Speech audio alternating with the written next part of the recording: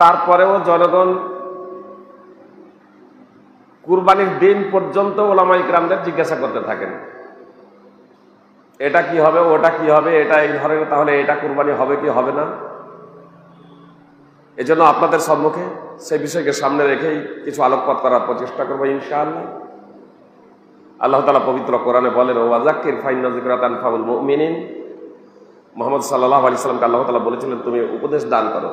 মূলত মুহাম্মদ সাল্লাল্লাহু আলাইহি সাল্লামের মাধ্যমে সমস্ত আলেম ওলামাদেরকে এই নির্দেশ প্রদান করছেন আল্লাহ তাআলা, তোমরা উপদেশ প্রদান করো, নিশ্চয়ই উপদেশ মুসলমানদের উপকার দিবে। যারা ইমানদার, যারা প্রকৃতপক্ষে ইমানদার, যারা মুসলমান, তো এই আলোচনার মাধ্যমে তাদের উপকার হবে, তাদের লাভ হবে। মানে তাদের চলতে ফিরতে, উঠতে বসতে, তাদের জীবনে যদি কোনো প্রকারের ত্রুটি বিচ্যুতি হয়ে থাকে, তাহলে তারা নিজেদের সংস্কার এবং সংশোধন করে নেবে এই উপদেশের মাধ্যমে। তো এজন্য আল্লাহ তাআলা উপদেশ দেওয়ার নির্দেশ প্রদান করেছেন।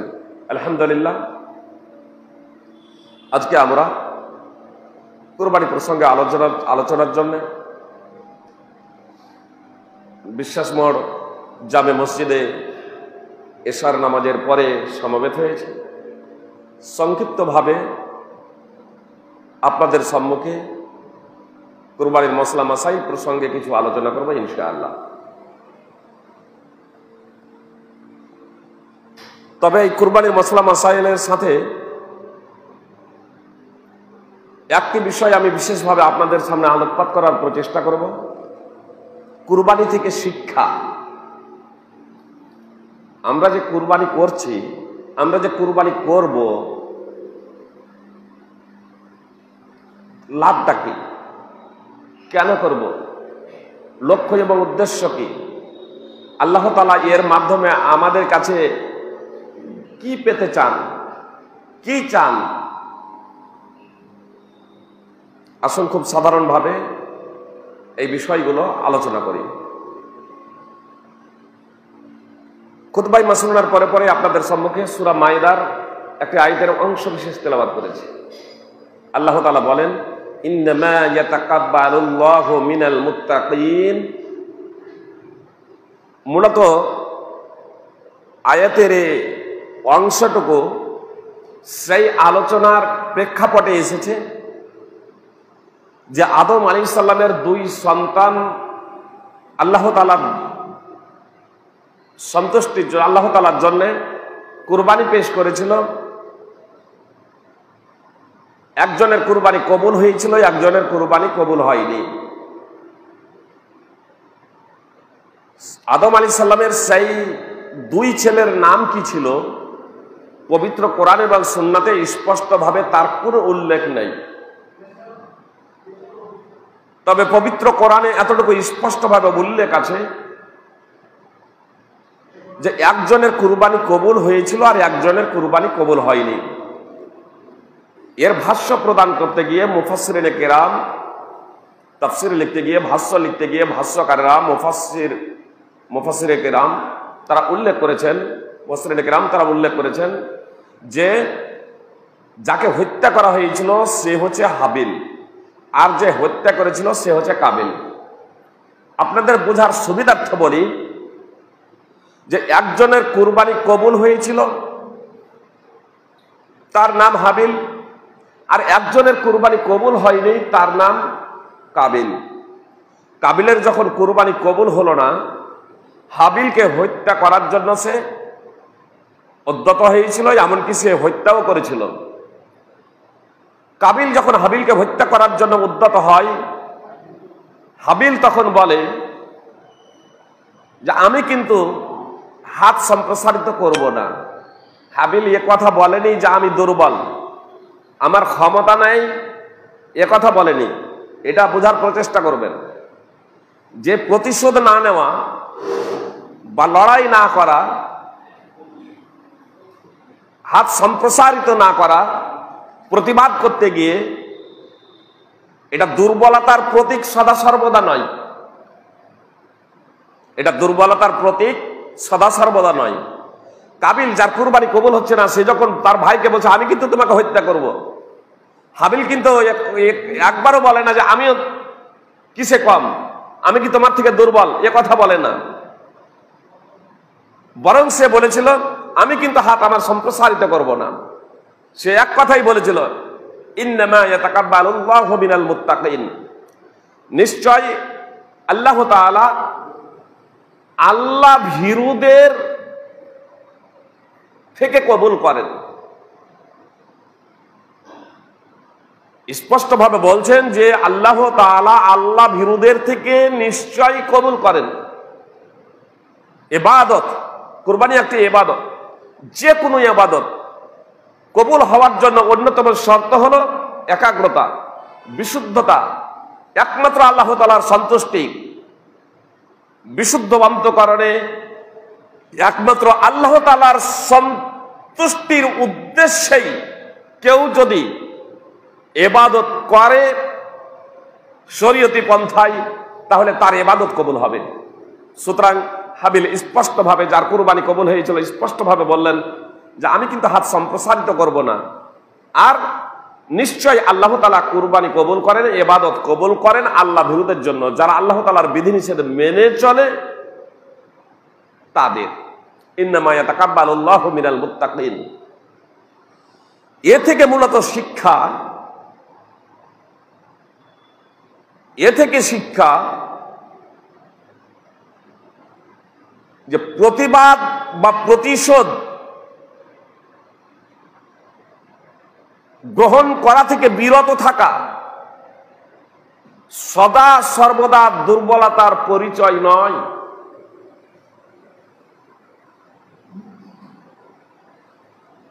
আদম আলাইহিস সালামের যুগে কুরবানির পদ্ধতি ছিল আলাদা, আমাদের যুগে কুরবানির পদ্ধতি আলাদা। আর এই কুরবানির পদ্ধতি আলাদা হওয়ার কারণে আমরা যে কুরবানি করি তা আমাদের কার কুরবানি কবুল হচ্ছে কি হচ্ছে না, এটা আমরা 100% নিশ্চিত রূপে বলতে পারবো না। জি, তবে আমার কুরবানি কবুল হচ্ছে কি হচ্ছে না আমি প্রায় বলতে পারি যে আমার কুরবানিটি কবুল হচ্ছে কি হচ্ছে না। আমি যদি দেখি যে আমার নিয়াত একমাত্র আল্লাহ তাআলার সন্তুষ্টি, লোক দেখানো নয়। যে আমাকে যে উদাহরণ দিচ্ছি সেটা প্রত্যেকেই আমরা, যে আমার কুরবানির লক্ষ্য এবং উদ্দেশ্য পাড়া প্রতিবেশীকে সন্তুষ্ট করা নয়, লোকে কি বলবে এটা না, লোক দেখানো না, বরং এটা ইসলামী একটা বিধান, ইসলামী একটা নিদর্শন। এজন্য আল্লাহ তাআলার সন্তুষ্টির জন্য আমি কুরবানি করছি, নিখুঁত এবং নির্ভেজাল কুরবানি, এবং বৈধ পন্থায় উপার্জিত সম্পদ দ্বারা, বৈধ পশু দ্বারা আমি কুরবানি করছি, যা কুরবানির জন্য বৈধ। যে ধরনের পশু করার জন্য রাসূল সাল্লাল্লাহু আলাইহি সাল্লাম নির্দেশ দিয়েছেন একমাত্র আল্লাহ তাআলার সন্তুষ্টির জন্য, মুহাম্মদ সাল্লাল্লাহু আলাইহি সাল্লামের পদ্ধতিতে কুরবানি করছি। যখন এই বিষয়ে এইভাবে আমি কুরবানি করব, তাহলে আমি অন্তত আমার ব্যাপারে নিশ্চিত হতে পারবো প্রায় যে আল্লাহ তাআলা আমার কুরবানিটা ইনশাআল্লাহ কবুল করবেন। আল্লাহ তাআলা আমার কুরবানিটা কবুল করবেন। তবে আপনার কুরবানি সম্পর্কে আপনিও অনুরূপভাবে বুঝতে পারবেন। এবার আমার লক্ষ্য যদি উদ্দেশ্য আমি কুরবানি পশু জবাই করছি, কিন্তু আমার লক্ষ্য উদ্দেশ্য লোকে কি বলবে, আমি সামর্থ্যবান, আমার সম্পদ আছে, আমি যদি কুরবানি না করি লোকে কি বলবে, লোকের দিকে চেয়ে থাকবে, সেই ভাবনাতে আমি কুরবানি করছি। বা অবৈধ পন্থায় উপার্জিত সম্পদ দ্বারা পশু ক্রয় করে আমি সেই কুরবানি করছি, চুরি করে আমি কুরবানি করছি।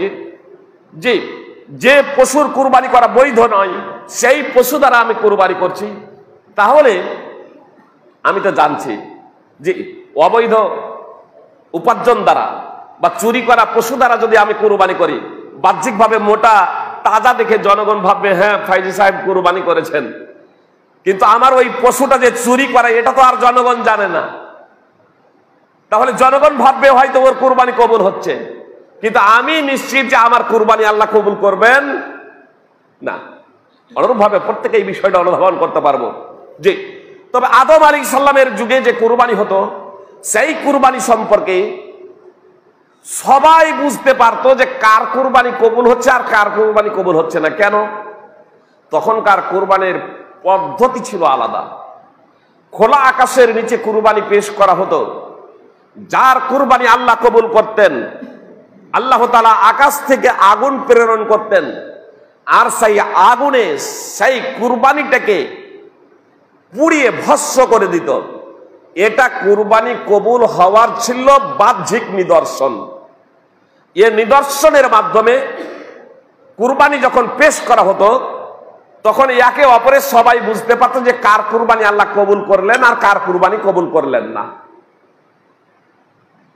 তাহলে নিঃসন্দেহে যার কুরবানি কবুল হয় নাই, তার নিয়তের মধ্যে কোনো গন্ডগোল ছিল। তার নিয়তের মধ্যে কোনো গন্ডগোল থাকার কারণে, বা সে যা কুরবানি পেশ করেছে তার মধ্যে দোষ ত্রুটি থাকার কারণে তার কুরবানি আল্লাহ তাআলা কবুল করেন নাই। আর যার নিয়ত খাঁটি ছিল, যা পেশ করেছে সেই বিষয়টা বিশুদ্ধ ছিল, নিখুঁত ছিল, তো আল্লাহ তাআলা তার কুরবানি কবুল করেছেন। সবাই সেটা অনুধাবন করতে পেরেছে, সবাই সেটা সচক্ষে দেখে নিয়েছেন। কিন্তু আমরা যে কুরবানি করি, এই কুরবানির কিন্তু পদ্ধতি আলাদা। কুরবানি তো ছিল আদম আলাইহিস সালামের যুগ থেকেই, যেমন সূরা মাইদার 27 নম্বর আয়াত তাফসীর সহ দ্রষ্টব্য। কিন্তু আমরা যে কুরবানি করি, এই কুরবানি পশু জবাই করি, এই পশু জবাইয়ের নীতি বা ধারা কবে থেকে?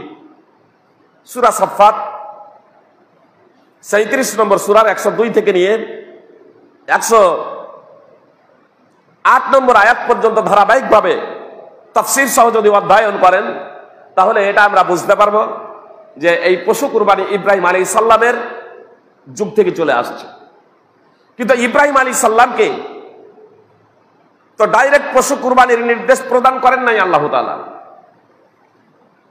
প্রথমে কুরবানি করা, পশু কুরবানি করার নির্দেশ প্রদান করেননি, বরং নিজের কলিজার টুকরা একমাত্র ইসমাইল আলাইহিস সালাম, এক তো বৃদ্ধ বয়সে পুত্র লাভ করলেন, একমাত্র পূর্ব, তখনও ইসহাকের জন্ম হয় নাই। এক বৃদ্ধ বয়সে পুত্র সন্তান লাভ করলেন, সেই অবস্থায় সন্তানের মায়া মমতা কতটা হতে পারে একজন পিতার, সেটা আমরা খুব ভালোভাবে বুঝতে পারছি। জি, তো সেই ইব্রাহিম আলাইহিস সালাম পুত্র লাভ করার পরে সেই পুত্র যখন ভালোভাবে চলাফেরা করতে যখন শিখলো, সেই পুত্রকে কুরবানি করার নির্দেশ প্রদান করলেন আল্লাহ তাআলা। আর সেই ছেলের কাছে ইব্রাহিম আলাইহিস সালাম যখন স্বপ্নের কথা বললেন, সেই ছেলেও প্রস্তুত হয়ে গেল। জি, মিনার মাঠে উপস্থিত যারা হজে গিয়েছেন তারা এসব দৃশ্যগুলো দেখেছেন। তিনটা আপনার জামরা, আপনার আমাদের দেশে প্রচলিত আছে ছোট শয়তান, মেজ শয়তান, বড় শয়তান। বড় শয়তান, মেজ শয়তান, ছোট শয়তান। 10 তারিখ কুরবানির দিন, বড় হজের দিন, আপনার জামরায়ে আকবা বড় শয়তানকে 7টি কঙ্কর মারা হয়, আর তারপরে কুরবানি করা হয়। 7টি কঙ্কর, যে কাবলি চলার সমপরিমাণ 7টি কঙ্কর মারা হয় বড় জামরাকে। আমাদের বাংলা ভাষায় যাকে সাধারণত আমরা বলে থাকি বড় শয়তান। আর তার পরের দিন 11ই যুলহিজ্জা এবং 12ই যুলহিজ্জা, এই 2 দিনে 21টি করে 42টি, আর এই 10ই যুলহিজ্জা আপনার 7টি দিয়ে হলো 49টি। আর আরো যদি আবার 13ই যুলহিজ্জা থাকা হয়, তাহলে আবার 21টি দিয়ে হবে 70টি। তবে 49টি কঙ্কর মারা 3টা জামরাতে, এটা আবশ্যিক। জি, এটা কম্পালসারি। আপনার এই 49টা পাথর মারা হয়, ছোট ছোট কাবলি ছোলার সমপরিমাণ পাথর নিক্ষেপ করা হয়। সেই জামরা, যাকে আমরা ছোট শয়তান, মেজ শয়তান, বড় শয়তান বলে আখ্যায়িত করেছি বা জানেন, এগুলোতে ওই যে জামরাগুলো, পিলারগুলো তৈরি করা হয়েছে কেন? আসলে ইব্রাহিম আলাইহিস সালাম যখন ইসমাইল আলাইহিস সালামকে কুরবানি করার জন্য ওই মিনা প্রান্তরে নিয়ে যান, তখন ইবলিস শয়তান ওই মিনাতে গিয়ে ও ইব্রাহিম আলাইহিস সালামকে বাধা দেওয়ার প্রচেষ্টা করেছিল। মানুষের রূপে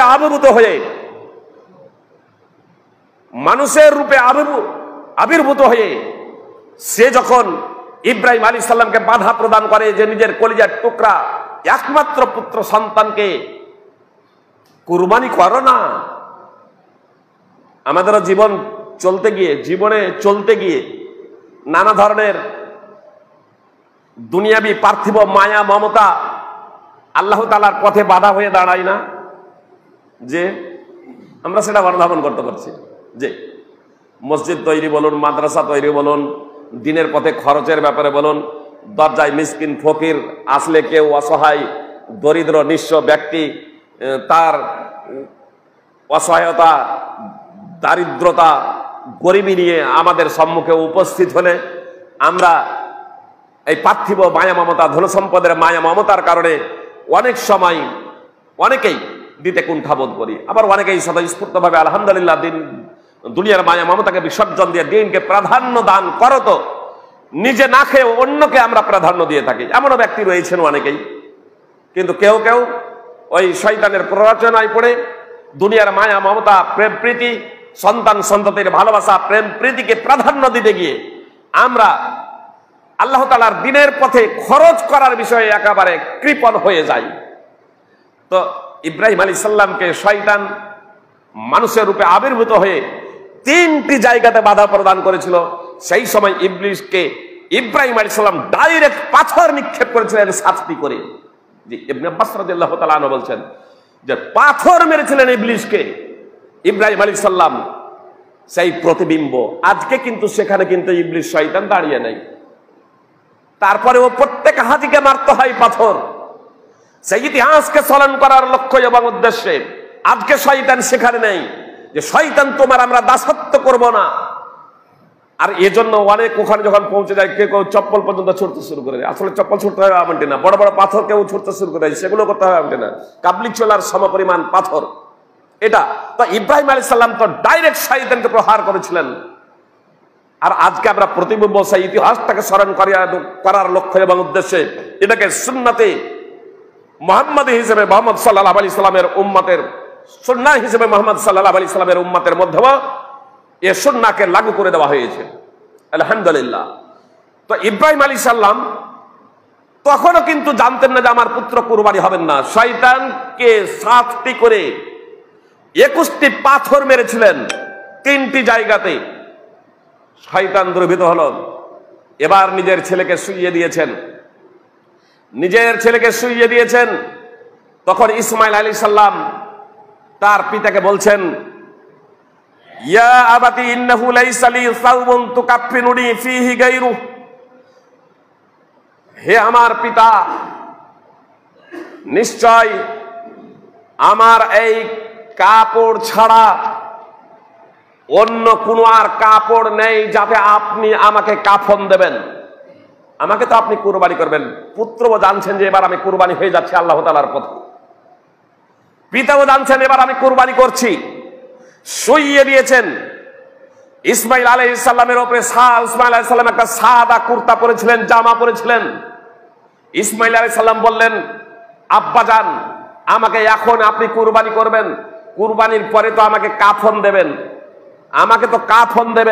কিন্তু কাফন দেওয়ার জন্য তো কোনো কাপড় নেই। তো আমি যে কাপড়টা পরে আছি ফাকলা, আমি যে কাপড়টা পরে আছি এই আমার কাপড়টাকে আপনি খুলে নিন, হাত্তা তুকাফফিনানি ফি, যাতে এই কাপড় দিয়ে কুরবানির পরে আমাকে কাফন দিতে পারেন। ফাআলাজাহু লিয়াখলা, ইব্রাহিম আলাইহিস সালাম এবার ইসমাইল আলাইহিস সালামের শরীর থেকে দেহ থেকে কাপড় খোলার জন্য পর্যবেক্ষণ করছেন। ফানুদিয়াহু মিন খালফিহি আইয়া ইব্রাহিম কাদ সাদ্দাক্তা রোয়া, আর এহেন সময়ে ইব্রাহিম আলাইহিস সালামের পশ্চাৎ থেকে একটা আওয়াজ এলো, পিছন থেকে আওয়াজ এলো, হে ইব্রাহিম তুমি স্বপ্নকে বাস্তবে রূপ দিয়েছো, স্বপ্নকে তুমি বাস্তবে রূপ দিয়েছো।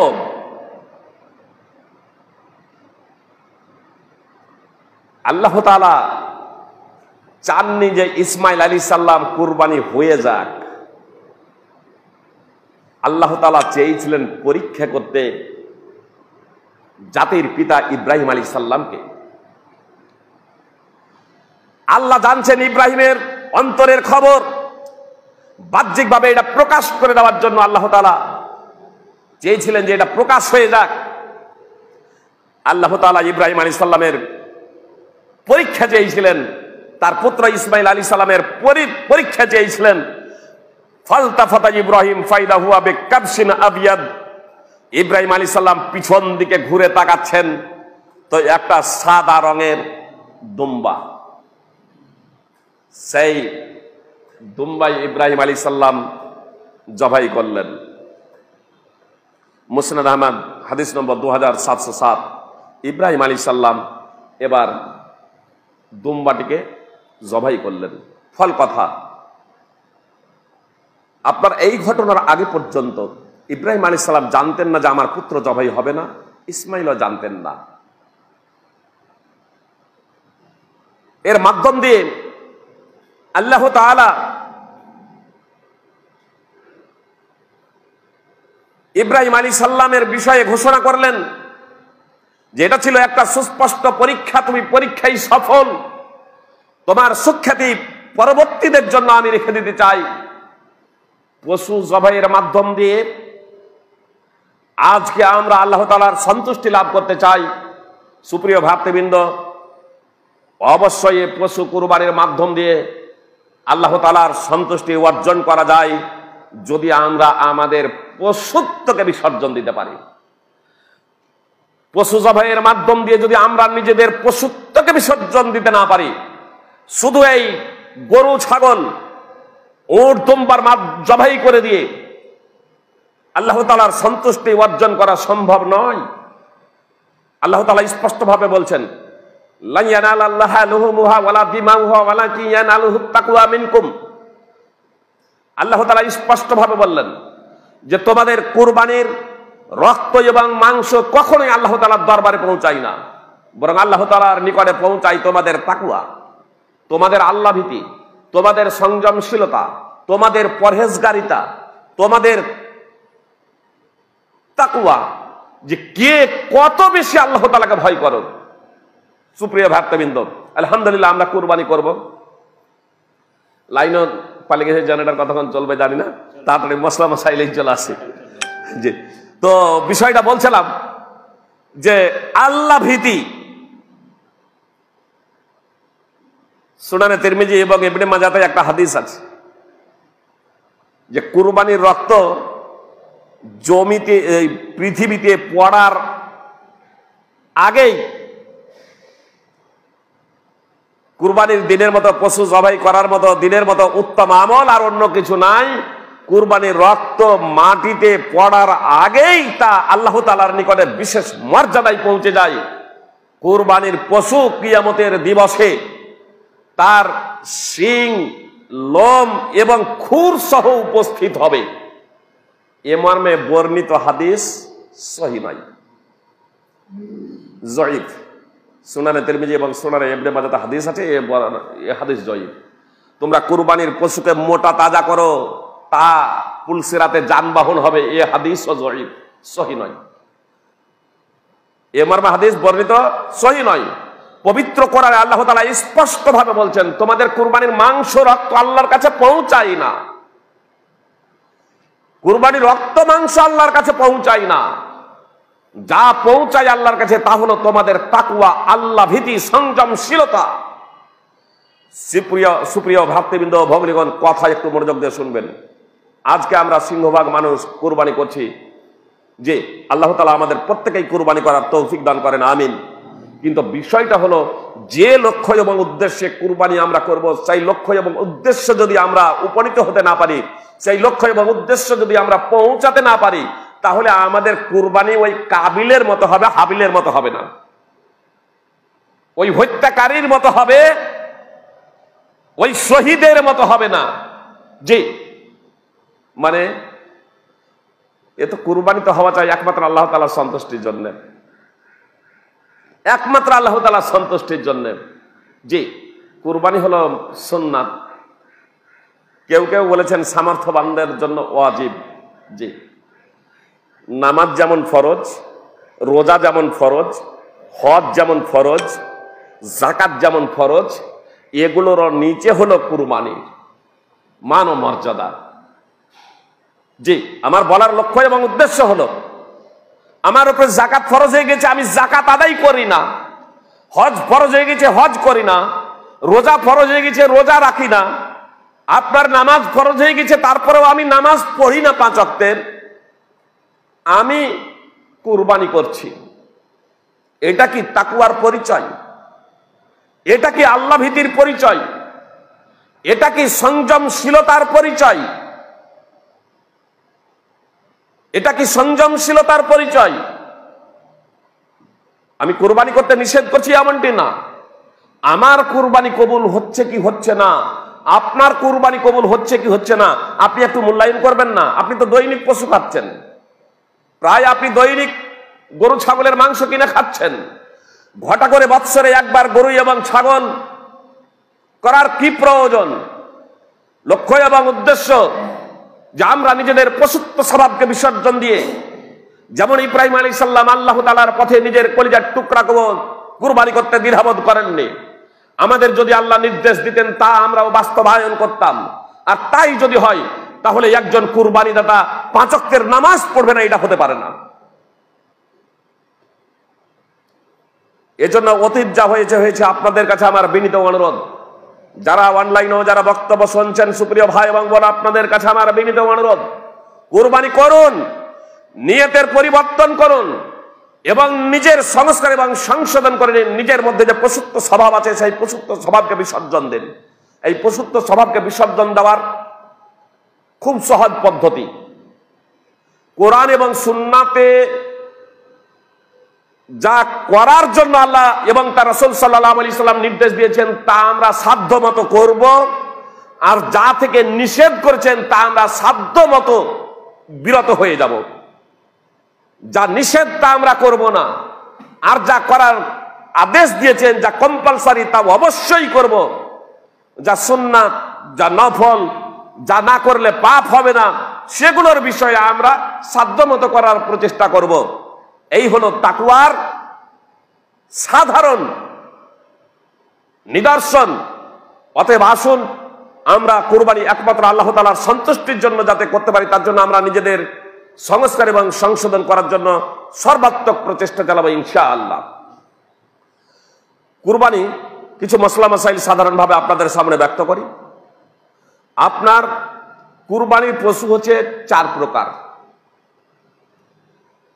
উট, গরু,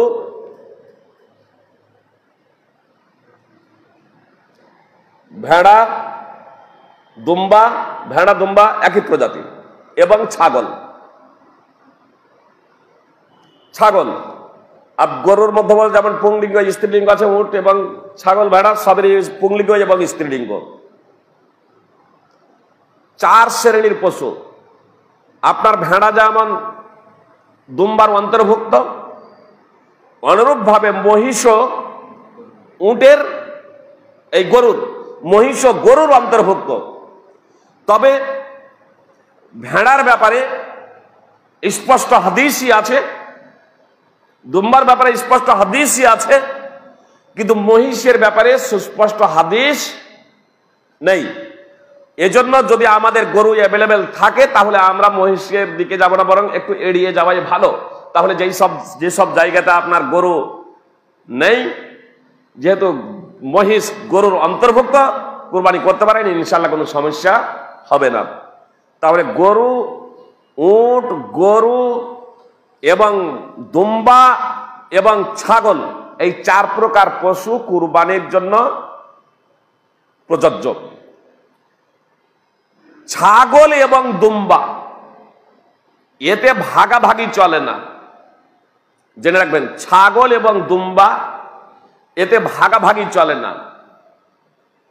আমি একটা ছাগল কুরবানি করব, আমরা আপোষে 2 ভাই, উদাহরণ দিয়ে বোঝাই আপনাদের বুঝতে সুবিধা হবে।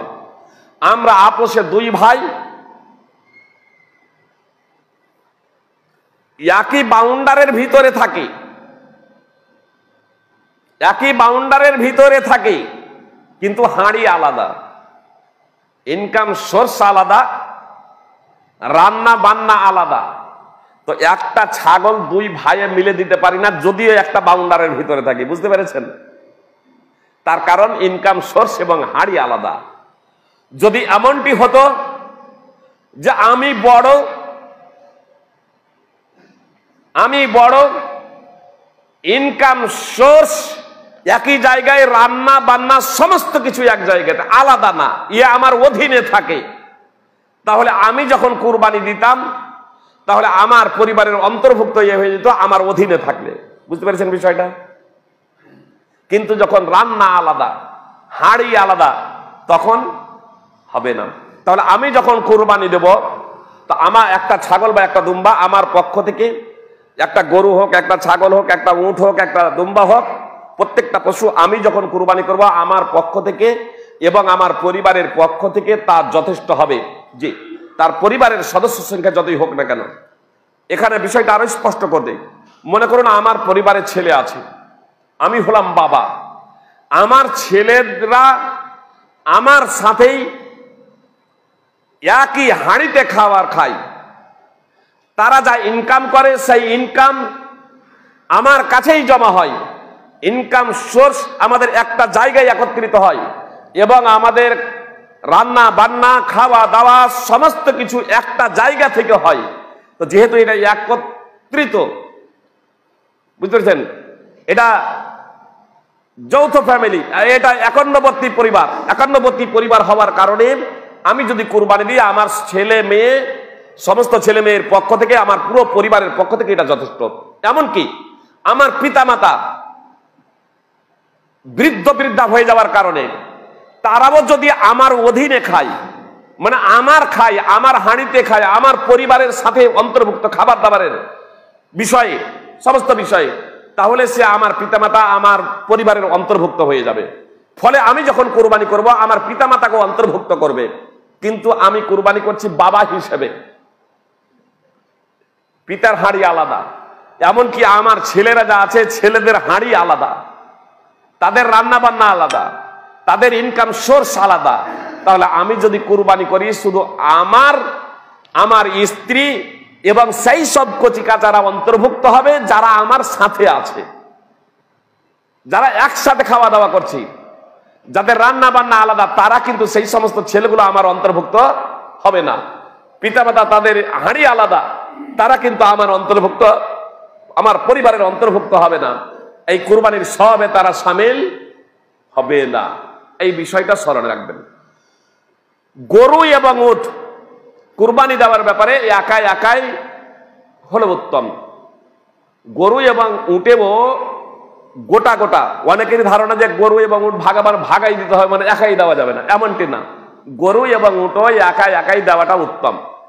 যখন আমরা উট এবং গরু সবগুলো, উট গরু এগুলোকে একাই গোটা দেবো, তখন উট মানে যাতে জনগণের উপকার বেশি হবে, তাহলে উটের মাংস বেশি, তাহলে নিজে খাবো অন্যকে খাওয়াবো। নবী সাল্লাল্লাহু আলাইহি সাল্লাম বলছেন কুলু ওয়া আতইমু ওয়াদাখিরু, খাওয়াও জমা করে রাখো।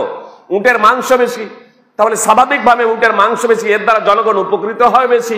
এজন্য আমি যদি একটা উট কুরবানি করি তাহলে এটা সব থেকে উত্তম। তারপরে গোটা যখন একটা গরু দেবো তখন এটা উত্তম, তারপরে দুম্বা, তারপরে ছাগল। যখন আমরা ভাগে যখন দেব উট এবং গরু, তখন এই ভাগে দেওয়া থেকে আপনার গোটা দুম্বা, ভেড়া কিংবা ছাগল গোটা দেওয়া উত্তম। তবে কেউ যদি ভাগে কুরবানি দিব মনে করেন, উট এবং গরুতে ভাগে কুরবানি দিতে পারেন, এটাও শরীয়ত সম্মত। উটে সর্বোচ্চ 10 জন, আর গরুতে সর্বোচ্চ 7 জন। এর অর্থ 2 জন বা 3 জনে মিলে যদি একটা গরু কুরবানি দিব মনে করেন, দিতে পারেন। এর জন্য 7 জন হওয়া জরুরি নয়, মানে এটা সর্বোচ্চ। উট যদি 2 জন 3 জনে মিলে দিব মনে করেন, দিতে পারেন। এর জন্য 7টা ভাগ করতে হবে এমনটি না। আপনার 2 জনও সমান ভাগ করে নিতে পারেন, 3 জনও সমান ভাগ করে নিতে পারেন। এক কথায় সর্বোচ্চ 7 গরুতে, উটে সর্বোচ্চ 10। একটা ভাগা উট এবং গরুর একটা ভাগা, একটা ছাগলের স্থলাভিষিক্ত।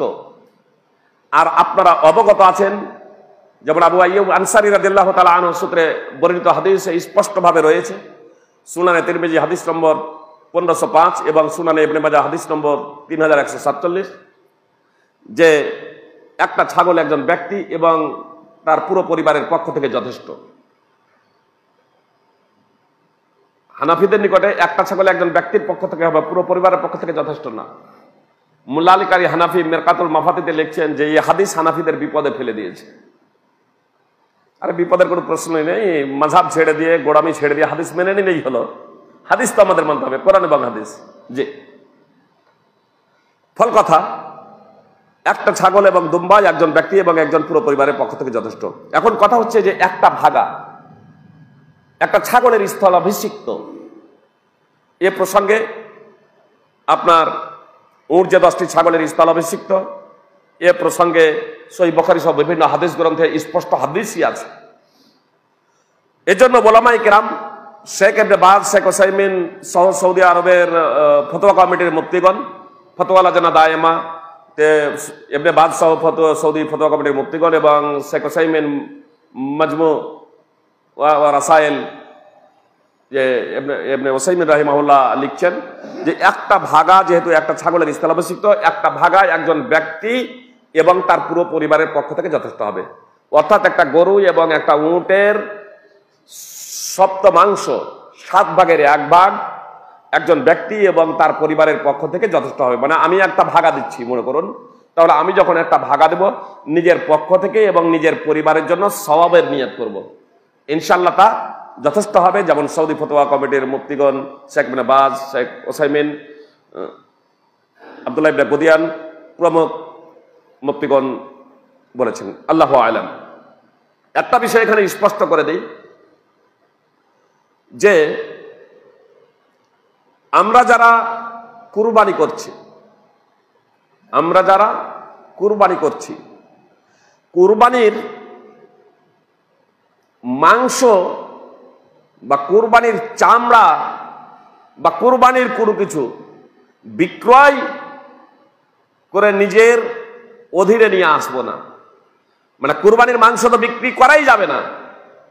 কুরবানির চামড়া যদি আমি নিজে ব্যবহার করি, তাকে ভালোভাবে প্রস্তুত করে, তাহলে আমি ব্যবহার করতে পারি, আপনি ব্যবহার করতে পারেন। কিন্তু যদি আমরা ব্যবহার না করি, যেমন আমাদের দেশে আমরা অনেকেই জানি না কিভাবে তা প্রস্তুত করতে হয়, আমরা দিয়ে দিই, দান করে দিই। যদি আমরা দান করে দিই, তাহলে সেটা বিক্রি করা যেতে পারে। বুঝতে পেরেছেন? দান করে দিলে মানে ওই বিক্রি করে কুরবানির চামড়া বিক্রি করে নিজের অধীনে, নিজের ভোগে নিয়ে আসতে পারি না।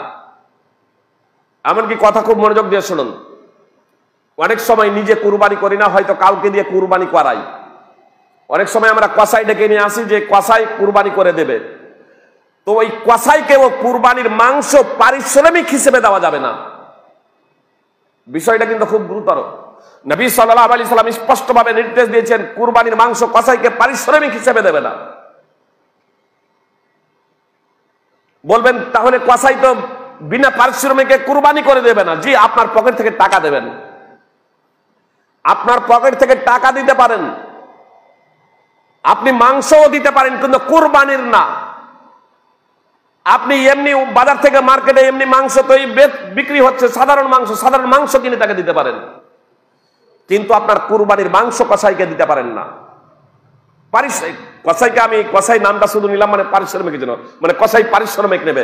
এক কথায় কুরবানির মাংস পারিশ্রমিক হিসেবে দেওয়া যাবে না। আমাদের সমাজে কিছু কিছু জায়গায় আছে যে মডেল এবং সর্দার তারা কুরবানি দেন, জমাতে কুরবানির মাংস একত্র করা হয় মূলত তাদের জন্য যারা কুরবানি দেয়নি, যাতে সঠিকভাবে তাদের কাছে পৌঁছে যায়। ইসলামী নির্দেশ হলো কুরবানির মাংস প্রসঙ্গে কুরবানি খাওয়াও, সঞ্চিত করে রাখো। জি, কুরবানি খাওয়াও, সঞ্চিত করে রাখো। কুতুবে সিত্তার হাদিস, সালমা ইবনুল আকওয়া রাদিয়াল্লাহু তাআলা আনহু সূত্রে বর্ণিত আছে হাদিস। সহিহ বুখারী হাদিস নম্বর 5569, সহিহ মুসলিম হাদিস নম্বর 1974। এই হাদিস কুতুবে সিত্তাতেই রয়েছে। আপনি যতদিন ইচ্ছা কুরবানির মাংস রাখতে পারেন, কোনো সমস্যা নেই। 3 দিনের যে বিষয়টা ছিল, এটা একটা প্রেক্ষাপটে ছিল। সাহাবায়ে কেরাম জিজ্ঞেস করলেন পরের বছরই যে আল্লাহ রাসূল, বিগত বছরে আমরা কি 3 দিনই কুরবানির মাংস রাখবো? আল্লাহ রাসূল সাল্লাল্লাহু আলাইহি ওয়াসাল্লাম বললেন না, ওটা একটা বিশেষ প্রেক্ষাপটে আমি বলেছিলাম, অতএব তোমরা কুরবানির মাংস খাওয়াও এবং সঞ্চিত করে রাখো। জি, অতএব আমরা খাওয়াবো, সঞ্চিত করে রাখবো। আপনি যতদিন ইচ্ছা আপনি সঞ্চিত করে রাখতে পারেন, তাহলে নিজে খাবেন, অন্য কেউ খাওয়াবেন, অন্য কেউ খাওয়াবেন। এটা যাতে আমাদের লক্ষ্য এবং উদ্দেশ্য থাকে, যা নিজে খাবো, অন্যকে খাওয়াবো, সঞ্চিত করে রাখবো। কিন্তু কুরবানির মাংস জমা করতে গিয়ে আপনার কোন জায়গাতে আছে যে মডেল সর্দার যেহেতু বিতরণ করছেন, মডেল সর্দারের সাথে আরো কিছু হয়তো দু একজন ব্যক্তি থাকে যারা মানে পৌঁছে দিচ্ছেন, হয়তো বহন করে পৌঁছে দিচ্ছেন যারা দেয়নি তাদের বাড়িতে, তখনও পৌঁছে দেওয়ার কারণে তাকে ওই কুরবানির মাংস থেকে দেওয়া হচ্ছে, যে ওই একটু পরিশ্রম করলো, মডেল সর্দার এতক্ষণ সময় দিলেন। জি, প্রয়োজন যদি হয়, কথা খুব মনোযোগ দিয়ে শুনুন, ওই যে বহন করে পৌঁছে দিচ্ছে বা আপনি মডেল সর্দার, আপনি সময় দিচ্ছেন, আপনি যদি পারিশ্রমিক চান তাহলে আপনি টাকা দেন জনগণের কাছে, যে আমি এই কাজ করছি তা আমাকে টাকা দেন, আপনারা 10 টাকা করে, 20 টাকা করে, 50 টাকা করে আপনারা টাকা দেন, টাকা নিতে পারেন এর জন্য। কিন্তু কুরবানির মাংস না, যেখানে কুরবানির মাংস আপনার ওদেরকেই দেওয়া যায় না, কসাইকেই, সেখানে আপনি কোন লক্ষ্য এবং উদ্দেশ্যে কুরবানির মাংস নেবেন? হ্যাঁ, আপনি যদি ওই পর্যায়ে পড়েন যে যারা মাংস জমা করা হচ্ছে তাদের জন্য, যারা কুরবানি দেয়নি তাদের জন্য, জি, যারা কুরবানি দেয়নি তাদের জন্য, আপনি যদি কুরবানি দিয়ে না থাকেন, আপনিও যদি ওই ক্যাটাগরিতে পড়েন, তাহলে আপনি নিতে পারেন, মডেল সর্দার হওয়ার কারণে নয়। বিষয়টা বোঝার প্রচেষ্টা করবেন। আপনি পৌঁছে দিচ্ছেন বাড়িতে বাড়িতে বহন করার জন্য না, আপনি যদি ওই ক্যাটাগরিতে পড়েন যাদের জন্য এটা হচ্ছে, হ্যাঁ, এটা আলাদা প্রসঙ্গ। আমি কুরবানি দিয়েছি বা আপনি কুরবানি দিয়েছেন, আপনি মডেলকে পার্সোনাল পৌঁছে দিলেন, আমি পৌঁছে দিলাম, সেটা আলাদা প্রসঙ্গ, সেটা মডেল সর্দার নিতে পারেন, এতে কোনো সমস্যা নেই।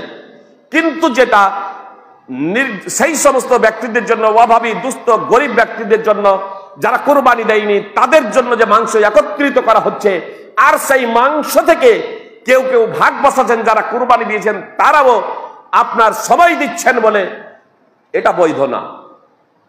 অতএব কুরবানির লক্ষ্য এবং উদ্দেশ্যটা চেষ্টা করুন। আর আমি তো বলবো যে কুরবানির লক্ষ্য এবং উদ্দেশ্য, কুরবানির লক্ষ্য এবং উদ্দেশ্য একমাত্র আল্লাহ তাআলার সন্তুষ্টি কামনা করা। অতএব যদি এই পরিশ্রম করতে যে নেতৃত্ব আপনারা দেন, প্রয়োজন হলে পৌঁছে দেওয়ার জন্য, যে প্রয়োজন হলে আপনার বিতরণের জন্য, পরিশ্রমের জন্য, প্রয়োজন হলে আপনার তোলাবা আলেমদেরকেই করুন। যুবক ভাইরা আছেন যারা নামাজি, আমার দৃঢ় বিশ্বাস এই যুবক ভাইদেরকে ওই কাজের জন্য আপনারা তাদেরকে দায়িত্ব দিন, আপনারা শুধু নেতৃত্ব দিন, ইনশাল্লাহ তারা ফ্রি সময় দেবেন, তারা ফ্রি সময় দিবেন লিল্লাহিয়াত, আল্লাহ তাআলার সন্তুষ্টির জন্য। অতএব সুন্নতি পদ্ধতিতে কুরবানি করার প্রচেষ্টা করেন। সুপ্রিয় ভ্রাতৃবৃন্দ, কুরবানি প্রসঙ্গে আলোচনা আগে বক্তব্যের মাধ্যমে না আগে, বরং আপনাদের প্রশ্নের মাধ্যম দিয়ে এই বিষয়টাকে আমি আজকের আলোচনা সমাপ্ত করতে চাচ্ছি, যে প্রশ্নের মাধ্যমে আপনারা প্রশ্ন করুন। এই কুরবানি প্রসঙ্গে আপনাদের যা মনে দ্বিধা দ্বন্দ্ব রয়েছে তা প্রশ্ন করবেন, ইনশাল্লাহ আমি জবাব দেওয়ার প্রচেষ্টা করব। তবে একটি হাদিসের প্রসঙ্গে শুধু বলে দিই, 4 ধরনের দোষযুক্ত পশু কুরবানি করা বৈধ নয়।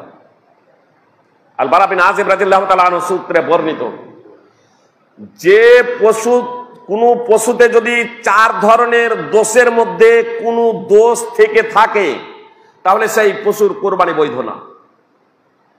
কুরবানির পশু তো শুনলেন, ওট, গরু, দুম্বা, ছাগল, এগুলোর মধ্যেও যদি 4 ধরনের দোষের মধ্যে কোনো দোষ থেকে থাকে, তাহলে সেই পশুর কুরবানি বৈধ না।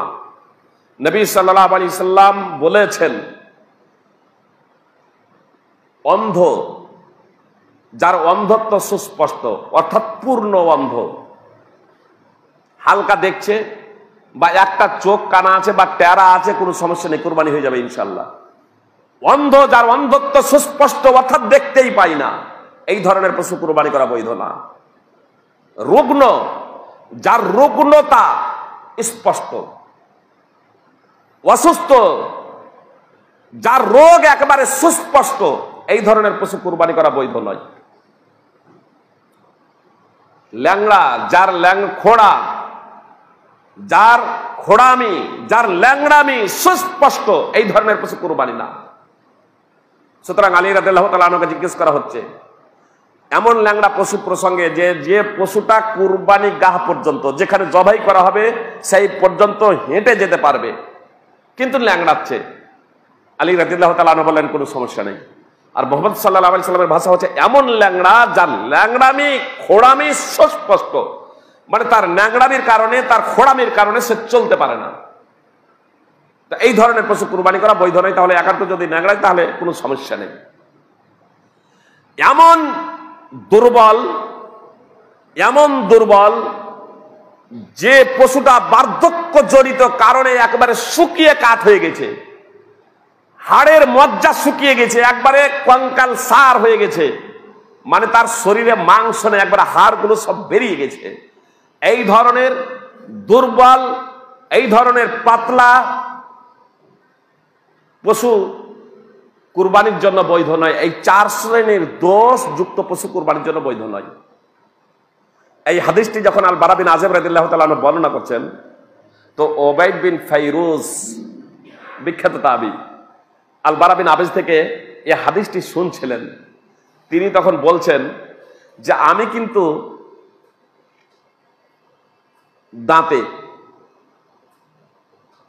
দাঁতে, কানে এবং শিঙে যদি কোনো সমস্যা থাকে সেটাও আমি অপছন্দ করি। আমি দাঁতে করেছি, মানে ফিসসিন, কোন যে জায়গাতে ফিসসিন শব্দ রয়েছে, কোন অনুবাদক এখানে বয়সে বলে দিয়েছেন, বয়সে যদি ত্রুটি থাকে, বুঝতে পারছেন। আর আমি দাঁত এই জন্যই অনুবাদ করেছি যে সিনের অর্থই হলো আসলে দাঁত, আর এর প্রেক্ষাপট দাঁত বলছে যে তারপরে মুসনাদ আহমদ এবং ইবনে মাজার বর্ণনায় আছে ওয়াফিল উদুন, কোন বর্ণনায় আছে আউফিল উদুন, এবং ওয়াফিল কারন, আউফিল কারন, কান এবং শিং। তো কানের কথা বলা হচ্ছে, শিংয়ের কথা বলা হচ্ছে, তো স্বাভাবিকভাবেই দাঁত তো ভেঙে যেতে পারে, কান তো ফুটো হতে পারে, যেমন আজকাল সরকারি গরুতে কান, জি। তো কানে যদি সমস্যা থাকে, হাদিস শুনে নেন তারপরে বলেন। কানে যদি সমস্যা থাকে, ওবাইদ বিন ফাইরুজ রাহিমাহুল্লাহ বলছেন, যদি দাঁতে সমস্যা থাকে বা কানে সমস্যা থাকে বা শিঙে সমস্যা থাকে, তাহলে আমি কিন্তু তা অপছন্দ করি। তখন আল বারা বিন আযিব রাদিয়াল্লাহু তাআলা আনহু বলছেন, মা কারিহতা ফাদা ওয়ালা তুহারিমহু আলা আহাদ, তুমি যা অপছন্দ করো তা তুমি বর্জন করো, তুমি যা অপছন্দ করো তা তুমি বর্জন করো, কিন্তু কারোর জন্য তুমি তা হারাম বলো না। অর্থাৎ শিঙে যদি সমস্যা থাকে, শিং একটু ভেঙে গিয়েছে বা শিং বেরি হয় নাই, তাহলে তুমি বলো না যে এই পশু কোরবানি করা যাবে না। কানে যদি ছিদ্র থাকে, তাহলে তুমি বলো না এই পশু কোরবানি করা যাবে না। দাঁত যদি ভেঙে যায়, তাহলে তুমি বলো না এই পশুটা কোরবানি করা যাবে না। হ্যাঁ, তুমি তা থেকে বিরত থাকো, তুমি যখন তা অপছন্দ করছো। তার কারণ রাসূল সাল্লাল্লাহু আলাইহি ওয়াসাল্লাম 4 ধরনের দোষ যুক্ত পশু কুরবানি করতে নিষেধ করেছেন, আর এই দোষগুলোর কথা নবী সাল্লাল্লাহু আলাইহি ওয়াসাল্লাম বলেন নাই। অতএব শিঙে যদি ত্রুটি থেকে থাকে, কানে যদি ত্রুটি থেকে থাকে একাটো, আর দাঁতে যদি সমস্যা থেকে থাকে, তুমি তা বর্জন করো, ভালো, কিন্তু লোকেদের জন্য তা হারাম বলো না। এত দ্বারা স্পষ্ট হয়ে গেল যে পশুর কানে স্টাম্প মারা থাকে, কান ছিদ্র থাকে, কুরবানি করাতে কোনো সমস্যা নেই। হ্যাঁ, কারো যদি মনে যদি খুঁতখুঁতানি থাকে যে আমি তা থেকেও মুক্ত, দোষ সেই ছিদ্র মুক্ত আমি পশু কুরবানি করব, জি আপনি করেন, আলহামদুলিল্লাহ, ভালো। কিন্তু আপনি অন্য কেউ যদি সেটা যদি ক্রয় করে, সিং নেই অথবা সিং ভেঙে গেছে, তাহলে আপনি বলবেন না যারে তোমার পশু তো কুরবানি করা বৈধ না। আল বারা বিন আযিব রাদিয়াল্লাহু তাআলা আনহু এই কথাই বলছেন যে তুমি অন্যের জন্য, ওয়ালা তুহাররিমহু আলা আহাদ, তুমি অন্যকে বলো না যে এটা কুরবানির জন্য বৈধ না, এটা হারাম, এটা বলো না। তাহলে আমরা জানতে পারলাম 4 ধরনের দোষ যদি কোনো পশুতে থেকে থাকে, তাহলে সেই পশু কুরবানির জন্য বৈধ নয়। সুনান আবি দাউদ, সুনান ইবনে মাজাহ, মুসনাদ আহমদে হাদিস রয়েছে। বলেন।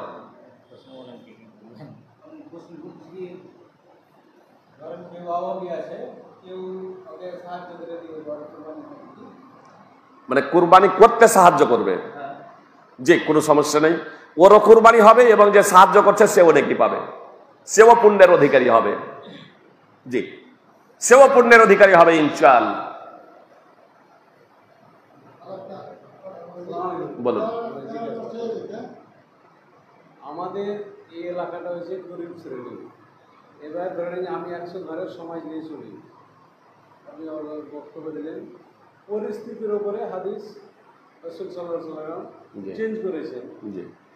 আমাদের এখানে শতকরা 70% লোক কুরবানির মাংস, খাসির মাংস কিনে খেতে পারে না। এদের উদ্দেশ্য থাকে বা আশা ভরসা আছে যে আমরা সমাজে কেউ খাসি দিলে তো যেটুকু ভাগ পাবো ওইটুকু আমরা খাবো। প্রায় 60 থেকে 70% মানুষ খাসির মাংস কিনে খাই না আর কি, হয়তো 30 বা 40% মানুষ কিনে খেতে পারে। এইবার দেখা গেল যেমন রাসূল সাল্লাল্লাহু আলাইহি ওয়াসাল্লাম বলেছেন যে সময়ের পর পরিস্থিতির হাদিস চেঞ্জ হয়েছে, তো এরা কি খেতে পাবে না সমাজের কাছ থেকে মাংসটা নিয়ে? যারা দেয়নি পাবে না কেন? নিষিদ্ধ কোথাও করা হয়নি। গরু দিয়েছি, খাসি দেয়নি। বিষয়টা খুব ভালোভাবে শুনুন। ওরা গরু দিয়েছে যেটা বলছেন, যে খাসি দিয়েছে তাকেও দেওয়া যায়, দিতে নিষেধ করা বলা হয়নি। আপনার প্রশ্ন আমি বুঝে গিয়েছি। মনে করুন, আমার জবটাও বোঝার চেষ্টা করেন। আপনি মনে করেন যে গরু দিয়েছেন, আপনি খাসি দেননি, আপনার ইচ্ছা খাসি নেওয়া। আমি আরো অ্যাডভান্স বলে দিলাম যে ইনি খাসি দিয়েছেন, আমি খাসি দিয়েছি, তো আমি ইনাকেও খাসি দিতে পারি। তাহলে আপনাকে দিতে পারি না? ইনিও নিতে পারেন, তাহলে আপনি নিতে পারেন না। আমি যখন দেব তখন ইনিও নিতে পারেন, যাকে ইনাকে দিচ্ছি ইনিও নিতে পারেন, আপনাকে দিচ্ছি আপনিও নিতে পারেন।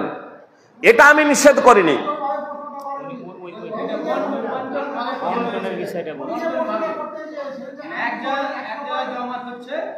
গরু দিয়েছে, খাসি দিয়েছে, এক জায়গায় জমা হয়ে আবার সবাই মিলে ভাগ করে নিচ্ছে। সবাই মিলে ভাগ করে আবার 80 ধরনের 100 ঘরে জমা। এবার মাত্র 20টা লোক বা 15টা লোক খাসি দিল, এবার বাকি 85টা দিতে পারলো না। এবার ওই খাসির মাংসটা আমরা কিছু পরিমাণে নিয়ে জমায়েত করলাম এক জায়গায়। এবার যারা কুরবানি দেয়নি বা গরু দিয়েছে, আপনার বিষয়টা বলছি, তারাকে বন্টন করা যাবে না। মাংস যখন আপনারা একত্রিত যখন করবেন, মনে করুন খাসির মাংস একত্রিত করলেন, বুঝতে পেরেছেন? কার জন্য একত্রিত করছেন? যারা দেয়নি তাদের জন্য। আপনি তাদেরকে পুরোটাই দিয়ে দেন, কোনো সমস্যা নেই। কিন্তু যখন আমিও ওই জায়গাতে জমা করলাম, বুঝতে পেরেছেন, আমিও ওই জায়গাতে জমা করলাম, আর তারপরে এবার হিসাব করতে গিয়ে দেখছি যারা কুরবানি দেয়নি তারা বেশি করে পেয়ে যাচ্ছে, এইবার তখন এবার ওই জায়গাটা আমারও ভাগ বসাচ্ছি, অথচ আমি দিয়েছি খাসির মাংস। কথা বোঝার প্রচেষ্টা করুন, কত জায়গাতে আছে প্রথমে দিয়ে দেওয়ার পরে, তাহলে আমি তখন নিতে পারি না। যারা দেয়নি তাদের জন্য একত্রিত করেন, এই কথাটাই তো বললাম।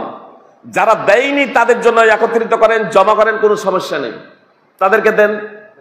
গরু দেয়নি, আপনি বক্তব্যটা নয়, আপনি বলেছেন যে সরকার ভাগ বসিয়ে দিয়েছে, আমি ওটা বলছি না। এবার যারা খাসি দিচ্ছে, আপনাকে বললাম তো, আপনাকে বললাম তো যে আপনি দুটো পর্যায়ে, আপনি যারা খাসি আছে দেওয়া হয় না, দুটো বিষয়।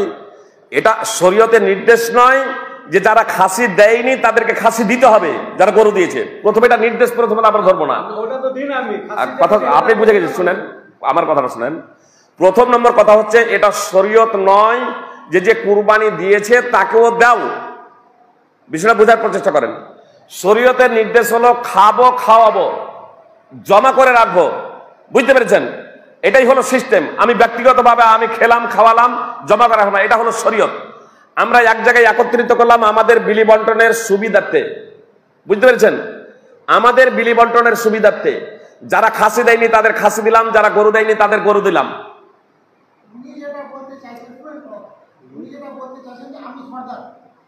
আমার সরকারের মধ্যে 50 ঘরের মধ্যে 30 ঘর দিয়েছে গরু, 20 ঘর দিয়েছে খাসি। এই 20 ঘরের খাসি মালার কাছ থেকে আমি সরকার হিসাবে নিয়ে 30 ঘরকে দিতে পারি? এটা আমরা প্রথমে বলতে পারি। এটাই তো? আমার ওইটাই বক্তব্য, যারা খাসি দিয়ে তাদেরকে তো খাসি দিছি না, হ্যাঁ, যারা গরু দিয়েছে তাদেরকে দিছি না। হ্যাঁ। কিন্তু যখন উনি বললেন যে পরিস্থিতির উপর হাদিস চেঞ্জ হয়েছে রাসূল সাল্লাল্লাহু আলাইহি ওয়াসাল্লামের আমলে, তা আমাদের আপনাকে বলে প্রথমত এতটুকু বলে দিই, 75% লোক গরিব। প্রথমত এতটুকু বলে দিই, পরিস্থিতিকে না না বসেন, আপনি বসুন।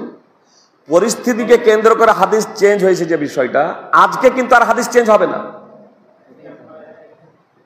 প্রথমত এই ধারণাটা, ভুল ধারণা ভেঙে দেন। আজকে কিন্তু আর হাদিস চেঞ্জ হবে না। নবী সাল্লাল্লাহু আলাইহি সাল্লামের ইন্তেকালের পরে কিন্তু আর হাদিস চেঞ্জ হবে না, বুঝতে পেরেছেন? কোরআনও 3টা পর্যায়ে মদ হারাম হয়েছে, কিন্তু আজকে আর 3টা পর্যায়ে মদ হারাম হবে না, বুঝতে পেরেছেন? আজকে 3টা পর্যায়ে মদ হারাম হবে না, পরিস্থিতি অনুযায়ী তখন 3টা পর্যায়ে মদ হারাম হয়েছে। তাহলে মুহাম্মদ সাল্লাল্লাহু আলাইহি সাল্লামের ইন্তেকালের পরে কোনো কিছুই আর পরিবর্তন হবে না। প্রথমত এই বিষয়ে আমাদের ধারণা রাখতে হবে। এদের বিষয়টা আমি আপনাদেরকে স্পষ্ট করে দিলাম। যারা গরু দেয়নি, কথা মনোযোগ দিয়ে শুনবেন, যারা গরু দেয়নি তাদেরকে ছাগল দিচ্ছেন, যারা গরু দেয়নি তাদেরকে গরুর মাংস দিচ্ছেন এক জায়গায় একত্রিত করে, যারা ছাগল দেয়নি তাদেরকে এক জায়গায় একত্রিত করে ছাগল দিচ্ছেন, এটা শরীয়তের নিষেধ নয়। বিষয়টা বুঝা গেল? মানে আপনি যে বিষয়টা বলছেন এটা আপনি করতে পারেন, কোনো সমস্যা নয়। 70 জন যে ছাগল দেয়নি, আপনি জমা করলেন 70 জনকে ছাগল বিতরণ করতে পারেন, কিন্তু এটা শরীয়তের নির্দেশ, এটা আপনি ভাববেন না, আপনি করতে পারেন, কোনো সমস্যা নেই। অনুরূপ ভাবে যারা গরু দেয়নি, 30 ঘর যারা ছাগল দিয়েছিল, তো তাদেরকে আপনি গরু দিতে পারেন এক জায়গায় একত্রিত করে, এটা নির্দেশ নয়, তবে নিষেধ নয়, এটা আপনি করতে পারেন, কোনো সমস্যা নেই। আমরা সমাজে এটা করতে পারি, কোনো সমস্যা নেই, বুঝতে পেরেছেন? কিন্তু যারা ছাগল দিয়েছি, ছাগলের মাংস দিয়ে দিলাম, যারা দেয়নি তাদেরকে দেওয়ার জন্য, আর তারপরে আবার সেখান থেকে অংশ নিচ্ছি, এটা না জায়েজ। গরু আমি দিলাম দেওয়ার জন্য, যারা দেয়নি তাদের জন্য, তারপরে আবার সেখান থেকে আমি অংশ নিচ্ছি বন্টনকারী হিসেবে অথবা মোড়ল সর্দার হিসেবে, এটা না জায়েজ। আমি এই বিষয়টা না জায়েজ বলেছি। বিষয়টা বুঝে এসেছে না আসেনি? 70 জন ছাগলের মাংস দেয়নি, 30 জন দিয়েছে, একত্রিত করুন, আপনি দেন, কোনো অসুবিধা নেই, এটা শরীয়তের নিষেধের নাই, নির্দেশ নাই, আপনি দেন, কোনো সমস্যা নেই। অনুরূপ ভাবে 30 জন গরু দেয়নি, ওই 30 জন যারা গরু দিয়েছে তাদের কাছ থেকে এরকম গরু মাংস এরকম নিলেন, বুঝতে পেরেছেন? আর তারপরে এবার যারা গরু দেয়নি তাদেরকে আপনি দিলেন গরু মাংস, কোনো সমস্যা নেই, শরীয়তে এটা নিষেধ নয়, বুঝতে পেরেছেন? কিন্তু যারা ওখানে গরুর মাংস দিলেন, যারা ওখানে ছাগলের মাংস দিলেন, অথবা কাউকে পারিশ্রমিক হিসেবে এটা দেওয়া যাবে না। বিষয়টা স্পষ্ট হয়েছে না হয়নি? এখনো যদি স্পষ্ট না হয় বলবো। আমি একটু ডিবেটে যেতে চাইছি। আমি বলছি আমরা রাসূল সাল্লাল্লাহু আলাইহি ওয়াসাল্লামের দিক থেকে আসছেন, উনি তো দিন প্রচার করতে গেছেন, জি, পয়সা দিয়েছেন কোন জায়গায়? যে দিন প্রচার করতে গেছেন, ইসলাম প্রচার করতে জি, গেছেন কোন জায়গায়? দিন প্রচার করতে গিয়ে কোথাও পয়সা চেয়েলেন না। তো আমাদের মাওলানা প্রচার করতে গিয়ে যাদের পয়সা কেন দেওয়া হয় দিচ্ছে? আমাকে প্রশ্ন করছেন, আমাকে বলুন। নবী সাল্লাল্লাহু আলাইহি সাল্লাম কোথাও গিয়ে পয়সা চেয়ে নেন নাই। আমি এখন পর্যন্ত কেউ বলতে পারবে না যে ফৈজি সাহেব কোনো জায়গায় গিয়ে পয়সা চেয়ে নিয়েছে। আগে তো ফোনে কন্টাক্ট হয়ে গেছে, এত টাকা দিলে যাবো, না যাবো না। ফৈজির ব্যাপারে শুধু জিজ্ঞেস করে নেবেন যে কোনো ব্যক্তির কাছে। আমি আপনার বলছি আবার হাদিসটা চেঞ্জ হয়ে গেল, হাদিস চেঞ্জ হয় নাই, আবার অন্যদিকে যাবেন না, অন্যদিকে যাবেন না। প্রথমত আমি বলছি, আমাকে আপনি প্রশ্ন করছেন, আমার যে কোনো জায়গায়, আপনার ঔরঙ্গাবাদ, সতীব, বহু জায়গায় আপনার এসেছি, কোনো একটা জায়গাতে বলবেন যে ফৈজি সাহেব কি টাকা চেয়ে নিয়েছে? নবী সাল্লাল্লাহু আলাইহি সাল্লামকে উপহার উপহার হুকুম দিয়েছে, গ্রহণ করেছেন? দেয়নি, গ্রহণ করেননি। আলহামদুলিল্লাহ, এখন পর্যন্ত শুধু এই আপনাদের শ্রুতি বলে নয়, ভারত এবং ভারতের বাইরে আজ পর্যন্ত কেউ বলতে পারবে না যে ফৈজি সাহেব 1 টাকা চেয়ে নিয়েছে। যে ভিন্ন বিষয় চলে গেল আসলে। যেহেতু আপনি আউট প্রশ্ন করে দিলেন, এর সাথে আলোচনা চলে, আপনার বলার মূল লক্ষ্য উদ্দেশ্য হলো শরীয়ত যেটা আমি সেটা বললাম, আপনি মানবেন না মানবেন সেটা আপনার ব্যাপার, বুঝতে পেরেছেন? মরল সর্দার পারিশ্রমিক হিসেবে কুরবানির মাংস নেওয়া বৈধ নয়। জি, আমি বললাম তো, মরল সর্দার কেউ যদি মনোযোগী করেন, যিনি এরকম বন্টন বিতরণ করছেন, তিনি যদি মনোযোগী করেন যে আমি সময় দিচ্ছি, এ সবগুলো করছি, আমি আল্লাহ তাআলার সন্তুষ্ট ও সব আছে, আমি এরকম কাজ কামাই করে বসে আছি, এর জন্য আমি পারিশ্রমিক চাই, তা আপনার কুরবানির মাংস থেকে না। আপনি বলুন না সমাজকে যে আমাকে এত টাকা লাগবে, বলুন সমাজকে যে এত টাকা লাগবে, কুরবানির মাংস না। তার কারণ কুরবানির মাংস পারিশ্রমিক দিতে নবী সাল্লাল্লাহু আলাইহি সাল্লাম নিষেধ করেছেন। আর তারপরেও আমি তো বললাম আপনাদের সুবিধার্থে, মরণ সর্দারদের সুবিধার্থে, আপনারা যদি লোক যদি না পান, তাহলে এরকম মসজিদের ইমামদেরকে বলবেন, মৌলানাদেরকে বলবেন, আমাদের মতো আলেমদেরকে বলবেন যে মাংসটা আপনাদের, আমরা বসে থাকি, আপনারা বন্টন করে দেন, আপনারা পৌঁছে দেন বাড়িতে বাড়িতে। এই যুবক ভাইদেরকে আমাদেরকে বলবেন, ইনশাল্লাহ এই যুবক ভাইরা, নামাজি ভাইরা, আমার বিশ্বাস এই যুবক ভাইরা আপনার ফ্রি সময় দেবেন এই সব কাজের জন্য। বলেন। যেটা উনি বলতে যাচ্ছেন, আমি প্রশ্নটা একটু ভালো করে করছি, বুঝে নিন। আমাদের এই সমাজগুলোতে আমি যেহেতু আছে পরিস্থিতিটা বুঝছি, এক শ্রেণীর মানুষ গরু কুরবানি দিয়েছে, আর এক শ্রেণীর মানুষ খাসি কুরবানি দিয়েছে। উভয়ে সর্দার বা জামাতের ওখানে মাংস জমা করে। এখানে সর্দার মডেল পক্ষ থেকে কিন্তু যারা মাংস দেবেন তাদের একটা অংশ নির্দিষ্ট করে দেওয়া হয় যে 3 ভাগের 1 ভাগ বা কেজিতে 100 আপনাকে জমা করতে হবে। জমা করে দেওয়ার পর যারা কুরবানি দেয়নি তাদেরকে প্রথমত মাংসটা দেওয়া হয়, তারপরে যারা খাসি কুরবানি দিয়েছে ওই জমা হওয়া মাংস থেকে যারা গরুর কুরবানিটা খাসিওয়ালারাকে দেয় আর খাসির মাংসটা গরুওয়ালারাকে দেয়। এই সিস্টেমটা চালু আছে। এখানে যেটা ওনার জামাতে আছে, উনি ওই প্রশ্নটাই করছেন, আপনারা বুঝতে পারছেন না, উনি এই প্রশ্নটাই করতে যাচ্ছে, তাই না? হ্যাঁ, বুঝতে পারছেন, ওনার প্রশ্নটা এখানেই যে যারা আমরা গরুর মাংস জমা করলাম, আমরা খাসিওয়ালারাকে আমাদের মাংস বন্টন করলাম, আমরা যারা খাসির মাংস দিয়েছি তারা আমরা গরুর মাংস নিলাম। ওইখানে করে কি মানে জামাতের পক্ষ থেকে গরুওয়ালারাকে খাসি, খাসিওয়ালারাকে গরু দিচ্ছে, এটা একটা। আর 2 নম্বর একটা অংশ নির্দিষ্ট করে দেওয়া যে এতটা অংশ তোমাকে জমা করতে হবে, 3 ভাগের 1 ভাগ বা কেজিতে 100 200 যেটা হোক। এই দুটো মূল প্রশ্ন ওনার। আর বিষয়টা তো একটা বললাম যে যেটা নির্ধারণ করে দিচ্ছেন যে এতটা দিতে হবে, এটা শরীয়তের নির্দেশ না, এটাকে শরীয়ত মনে করার কোনো কারণ নেই। তবে সাধারণভাবে কেউ স্বতঃস্ফূর্তভাবে আপনি নির্ধারণ করে দিলেন এতটা, কেউ স্বতঃস্ফূর্তভাবে দিচ্ছে, কোনো সমস্যা নেই, নিষেধও নাই, দেওয়ার নির্দেশও নেই, মানে খাওয়াও, যে বাস এতটুকু শরীয়ত, সঞ্চয় করে রাখো। আর এ বিষয়টা তো উত্তর চলেছে, উত্তর কিন্তু দিয়েছি, আপনি যারা খাসি দিয়েছে তাদেরকে গরু দেন, গরু দিয়েছে তাদেরকে খাসি দেন, যারা দেয়নি তাদেরকে গরু খাসি দুটোই দেন বা একটা দেন, কোনো সমস্যা নেই, কোনো সমস্যা নেই। কিন্তু আমি খাসি দিলাম বা আমি গরু দিলাম, তারপরে আমি আবার ফেরত নিচ্ছি, কতক জায়গাতে এটা আছে না নাই? আগে ছিল।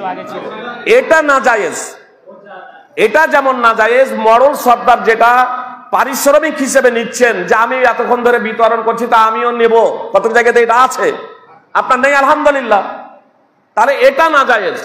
যেমন কসাইকে দেওয়া না জায়েজ, আমি তো এটা স্পষ্ট ভাবে বললাম যে 70 জন খাসি দেয়নি,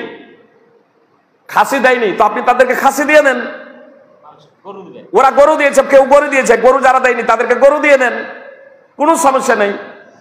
শুধু দিয়েছে কেন, আমি তো আরো এতটুকু স্পষ্ট করে দিলাম, মনে করুন আপনি খাসি দিয়েছেন, আমিও খাসি দিয়েছি, তারপরেও আপনাকেও আমি খাসি দিতে পারি, আমাকেও আপনি খাসি দিতে পারেন, কোনো সমস্যা নেই। আপনিও গরু দিয়েছেন, আমিও গরু দিয়েছি, আমি আপনাকে গরুও দিতে পারি, আপনি আমাকে গরুও দিতে পারেন, কোনো সমস্যা নেই। আমি আপনাকে খাসি দিচ্ছি, আপনি আমাকে গরু দিচ্ছেন, সাধারণভাবে কোনো সমস্যা নেই, বুঝতে পেরেছেন। কিন্তু যখন সেটা পারিশ্রমিক করব অথবা বিনিময় করব তখন এটা অবৈধ। খাসির মাংস মনে করুন 600 টাকা কিলো, গরুর মাংস 300 টাকা কিলো, আমি আপনাকে 1 কিলো ছাগলের মাংস দিলাম, বুঝতে পেরেছেন, যে আপনি আমাকে 2 কিলো গরুর মাংস দিয়ে দেন, তখন এটা না জায়েজ। বুঝতে পারলেন না? কিন্তু সাধারণভাবে আমি আপনাকে ছাগল এরকম দিয়ে, ছাগলের মাংস দিয়ে দিলাম, আপনি আমাকে গরুর মাংস দিয়ে দিলেন, কোনো সমস্যা নেই। তাহলে ছাগলের মাংস, ছাগল যিনি কুরবানি করেছেন তাকেও যেখানে আমি দিতে পারি, শরীয়তে নিষেধ নেই, তাহলে যে দেয়নি তাকে কি দেওয়া যাবে না? কোন আলেম কি বলেছেন দেওয়া যাবে না? এটা কখনো বলেন নাই। আলেমরা যে কথাটা বলেছেন সেটা হলো এই যে কুরবানির মাংস পারিশ্রমিক হিসেবে, কুরবানির কোনো কিছুই পারিশ্রমিক হিসেবে কাউকে দেওয়া যাবে না, এমনকি মরণ সর্দারকেও দেওয়া যাবে না।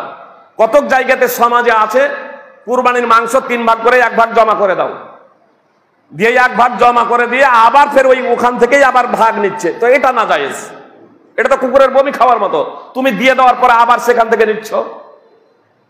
এই বিষয়টা আমি না জায়েজ বলেছি, আলেমরাও না জায়েজ বলেছেন, আমরাও না জায়েজ বলছি। আমাদের এলাকায় কিছু সমাজ ভিত্তিক চলে, বাইরে আমরা গেছি দেখেছি সমাজ বলতে কিছু নেই। কুরবানির দিন হলো সকালবেলা বাপ বেটা গেল বা কেউ ছেলে পেলে গেল, বাইরে থেকে 1 কিলো 1.5 কিলো মাংস কিনে নিয়ে চলে এলো। আমি নিজে প্রমাণ দেখেছি কুরবানির দিন খেলতে গিয়ে ওই নগরে যে তোমাদের এদিকে কুরবানি দেবো, সেটা বাবা গেছিল বাইরে 1 কিলো মাংস নিয়ে এসেছে বা গরুর মাংস নিয়ে এসেছে। আমাদের এখানে যে একটা সমাজ আছে, এবার সমাজ ভিত্তিক আমাদেরকে নিয়ে চলতে হবে। এবার একজন আমার সমাজে দাঁড়ালে একটা গোটা গরু দিল, আর কেউ নাই, একাই আছে, এবার কি করবে বলেন? ওই গরুটা নিয়ে যে একাই একজন একটা গোটা গরু দিল, ধরেন কাটতে একটা কেন 5টাও করতে পারে, ও কাটতে আনে না, লোককে দিয়ে কাটাবে, কি করবে গরুটা নিয়ে? কি করবে? লোককে দিয়ে কাটাবে, লোককে দিয়ে কাটাবে। আমি গরু কুরবানি দিলাম একটা কেন, আমি 5টা গরু কুরবানি করলাম, আমি কাটতে জানি না, আমি লোককে দিয়ে কাটালাম। লোক যদি সাধারণভাবে কেটে দেবে, না হলে আমি পয়সা দিয়ে আমাকে কাটাতে হবে, পারিশ্রমিক দিতে হবে, কুরবানির মাংস দিয়ে না। আর ওই যে সমাজ নিয়ে চলছে, তারা সমাজটা কিসের জন্য করছে? যে সমাজটা সমাজবদ্ধ যে আছে, আপনি পারিশ্রমিক বিষয়টা বুঝেন না, বুঝেন না? বুঝি পারিশ্রমিক কাকে বলে? আপনি সমাজ আছেন, সমাজ, আপনি সমাজের কথা, আপনি সমাজ যে বললেন, সমাজ সাধারণভাবে আমার কুরবানি করে দেন, কোনো সমস্যা নেই। আমাদের এখানে যদি সমাজ না হয় কোনো কাজই হবে না। বললাম তো যে সমাজ, মাদ্রাসা, কোনো মসজিদ, ইসলামিক কোনো অনুষ্ঠানই চলবে না। আপনি নিজের মতো করে শুধু বুঝছেন। সমাজ, সমাজ যদি বলেন, বললাম কুরবানির মাংস পারিশ্রমিক হিসেবে দেওয়া যাবে না। আমি ওটা পারিশ্রমিক বলছি না। ও এবার কি করবে? একজন একটা গোটা গরু দিল, ও একটা লোক জানে না কাটতে, ও কষাই নাই, কিছু নাই, এবার করবেটা কি? বললাম তো আপনি কসাই, তো আপনি কসাই, আপনাকে আমি ডেকে নিয়ে আসবো যে আমার কুরবানিটা করে দিন, বুঝতে পেরেছেন? কুরবানি মাংস করে দিন, আপনাকে আমি ডেকে নিয়ে আসবো। আপনি যদি সমাজ বলে সাধারণভাবে যদি দেন আলহামদুলিল্লাহ, আর যদি বলেন যে না আমি পারিশ্রমিক দেবো, তাহলে আমাকে পারিশ্রমিক দিয়ে ইয়ে করতে হবে, কিন্তু ওই পারিশ্রমিক স্বরূপ কুরবানির মাংস দেওয়া যাবে না। বুঝতে পারলেন না, পারলেন না? আপনার সাধারণভাবে কুরবানির মাংস দেন, কোনো সমস্যা নেই, আপনি দান করে দেন, দান আলাদা জিনিস আর পারিশ্রমিক আলাদা জিনিস। আপনি তাকে দান করতে পারেন, এটা আলাদা জিনিস না, এটা বুঝি। বুঝতে পেরেছেন? একটা জিনিস আবার এখানে শুনেন, একটা জিনিস মনে করুন, আমার 2 জন ব্যক্তি আছে, কথাটা বোঝার চেষ্টা করুন, 2 জন ব্যক্তি আছে, বুঝতে পেরেছেন? পাশাপাশি একজনের ফ্যামিলিতে 10 জন ব্যক্তি রয়েছে, একটা পরিবারে 10 জন ব্যক্তি রয়েছে, আমার প্রতিবেশী গরিব, কুরবানি দেয়নি, বুঝতে পেরেছেন? আর ও কুরবানি করতেও জানে না, কুরবানি দেয়নি, কুরবানি করতেও জানে না, 10 জন আছে একটা পরিবারে, আর একটা পরিবারে 4টা লোক আছে, কিন্তু এর গার্জেন যে বাড়ির মালিক, এ কুরবানি করতে জানে। 2 জনই আমার প্রতিবেশী, সমান দূরত্বে। যে কুরবানি করে দিয়েছে ওকে আমি দিলাম 2 কিলো মাংস, আর যে কুরবানি করে দেয়নি আমার, তাকে দিলাম 1 কিলো মাংস। তো যাকে 2 কিলো দিলাম, কিসের ভিত্তিতে দিলাম এটা বলেন তো? কুরবানি করে দিয়েছে। কিসের জন্য? এর লোক সংখ্যা হলো 10 জন, সমান দূরত্বে, একই ক্যাটাগরির, আর এ হচ্ছে এখানে 4 জন। এ পরিশ্রম করেছে বলে একে আমি দিলাম 2 কিলো, একে দিলাম 1 কিলো। কিসের ভিত্তিতে? বরং একে দেওয়া উচিত ছিল 2 কিলো বা 2.5 কিলো, যারা 10 জন আছে, আর একে দেওয়ার উচিত ছিল আমার 1 কিলো।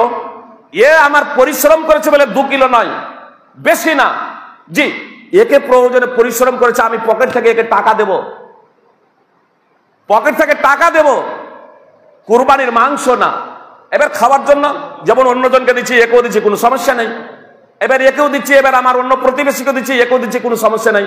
কিন্তু যে কুরবানি করলো তাকে দিলাম, আমি তাকে তো দেখলাম, একটু দূর থেকে এলো, তাকে দিয়ে দিলাম 2 কিলো মাংস, দূর থেকে এসেছে আমার কুরবানি করতে, তাকে দিয়ে দিলাম 2 কিলো মাংস। আর আমার প্রতিবেশী আছে জি বেশি, অথচ তাকে দিচ্ছি এরকম 500 মাংস, তাহলে এটাই অবশ্যই তো বুঝতে হবে যে এটা কিসের ভিত্তিতে আমি দিচ্ছি, 2 কিলো আর 500। একটাই কথা, আপনার কর্ম, আপনার নিয়াত আপনার উপর নির্ভরশীল। ইন্নামাল আমালু বিন্নিয়াত। আপনি যে নিয়াতে লক্ষ্য উদ্দেশ্যে এরকম কুরবানি করবেন তার প্রতিফল পাবেন।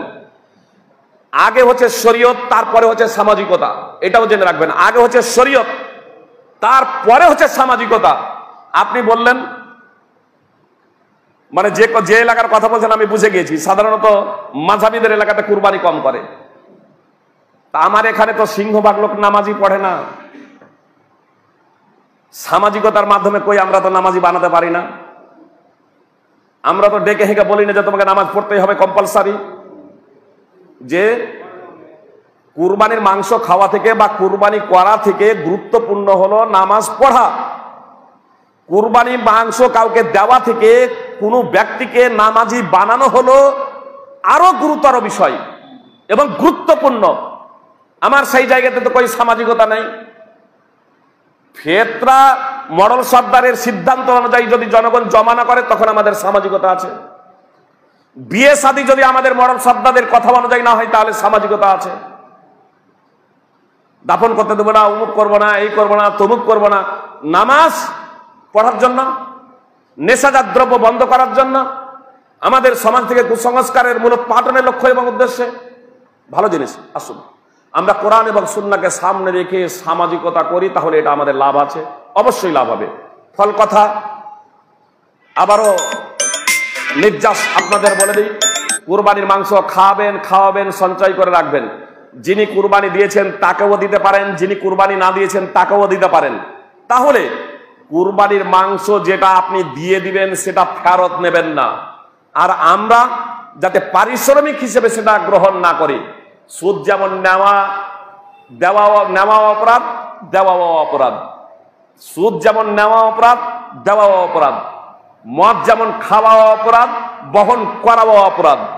মদ যেমন কিনাও অপরাধ, বেচাও অপরাধ। অনুরূপ ভাবে কুরবানির মাংস পারিশ্রমিক হিসেবে নেওয়াও অপরাধ, দেওয়াও অপরাধ। আল্লাহ তাআলা আমাদের তা থেকে হেফাজত করুন, আমিন বলেন। যে ওয়াজিব নয়, করতে পারেন, কোনো অসুবিধা নেই। লক্ষ্য উদ্দেশ্য যদি একমাত্র আল্লাহ তাআলার সন্তুষ্টি হয় আপনি করতে পারেন, ধার পরিশোধ করে দেবেন, এই যদি ভাবনা যদি থাকে আপনি করতে পারেন। না হলে কুরবানি যেহেতু ওয়াজিব নয়, কোনো অসুবিধা নেই। যে এর জন্য আপনার যে পাপ হবে এমনটি না।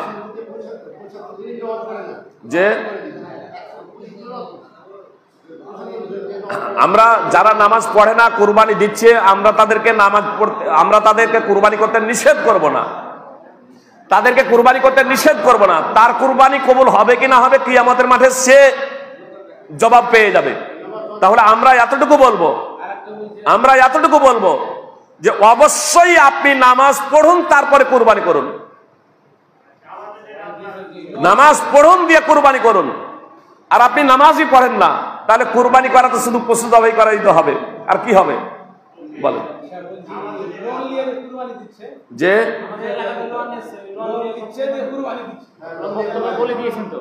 লোন সুদ, যদি সুদ যুক্ত লোন হয়, যদি সুদ মুক্ত লোন হয়, কথা শুনে রাখুন, শুনুন, যদি সুদ মুক্ত লোন হয় কোনো সমস্যা নেই। আর যদি সুদ যুক্ত লোন হয় তাহলে লোন নেওয়াই তো পাপ। কুরবানির পশুটা যে নিখুঁত খুঁজছেন, আপনাকে টাকাটাও নিখুঁত করতে হবে, আপনার উপার্জনটাও নিখুঁত হতে হবে। আপনি কুরবানির মাংস কুরবানির পশু একদম নিখুঁত খুঁজলেন, কিন্তু আপনার টাকাটা হারামের, চুরি করা টাকা দিয়ে একবারে মোটা তাজা সম্পূর্ণ দোষ মুক্ত আপনি পশু কুরবানি করছেন, ইনশাল্লাহ আপনার কুরবানি হবে না।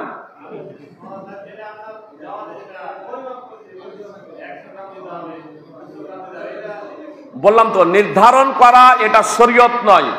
তবে সাধারণভাবে আমরা যদি শরীয়ত মনে না করে সাধারণভাবে কাউকে চাপ না দিয়ে স্বতঃস্ফূর্ত ভাবে দেওয়া নেওয়ার যদি বিষয়টা আমরা মেনে নেই, কোনো সমস্যা না, শরীয়ত মনে করে না।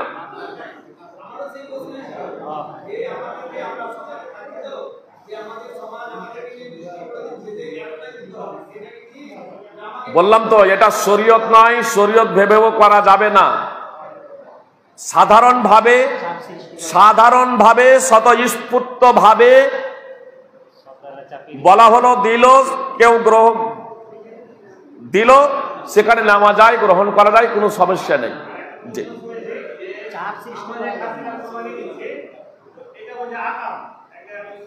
যে